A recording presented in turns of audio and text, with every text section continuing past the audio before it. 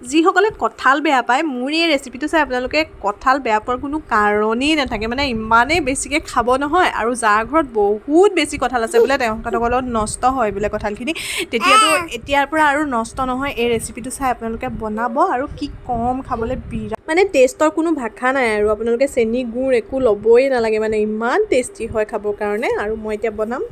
তাৰ কাৰণে মই এইখিনি কঁঠাল লৈছোঁ ইয়াৰে 15 ফুটামান ল'ম গোটেইখিনি নালাগে তাৰে গুটিখিনি উলিয়াই ল'ম ধুনীয়াকৈ উলিয়াই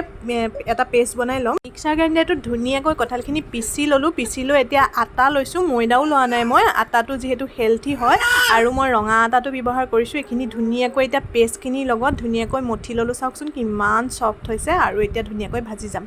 আৰু এতিয়া মই ধুনীয়াকৈ ৰুটি আকাৰত বেলি লৈছোঁ মানে পুৰিও বনাব পাৰে ৰুটিও বনাব পাৰে আপোনালোকৰ নিজৰ কথা আৰু তেলটো বেছিকৈ নিদিলেও কোনো কথা নাই কম তেলতো ভাজিব পাৰে পুৰি হ'লে বেছি ভাল লাগে খাই আৰু মই এয়া ভাজিছোঁ খুব হেল্থি হয় আৰু আপোনালোকে অকণমান মই নিমখ দিছিলোঁ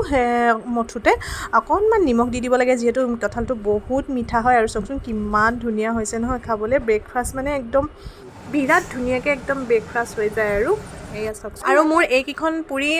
লৈ লৈছোঁ খাবৰ কাৰণে আৰু ইমানেই ছফ্ট হয় ইমান কোমল হয় নহয় খাবলৈ কি ক'ম আৰু বিৰাট টেষ্টি মুঠতে আপোনালোকে বনাই খাবই বহুতে জানে বাৰু যিসকলে নাজানে বনাই খাবই কিন্তু আপোনালোকে চাগে অনুমান কৰিব পাৰিছে মই ছিঙি দিছোঁ কিমান ছফ্ট হৈছে বিৰাট কোমল হৈছে আৰু তেল নিদিয়াকৈও আপোনালোকে খাব পাৰে তেল দিও খাব পাৰে আৰু মিঠাটোতো ইয়াত থাকে অকণমান টমেট' চচ লগাই পেলানি আপোনালোকৰ ৰাতিপুৱা ব্ৰেকফাষ্টটো ধুনীয়াকৈ হৈ যায় আৰু এনেদৰে খাই কেনেকুৱা পায় আপোনালোকে কমেণ্ট কৰি জনাব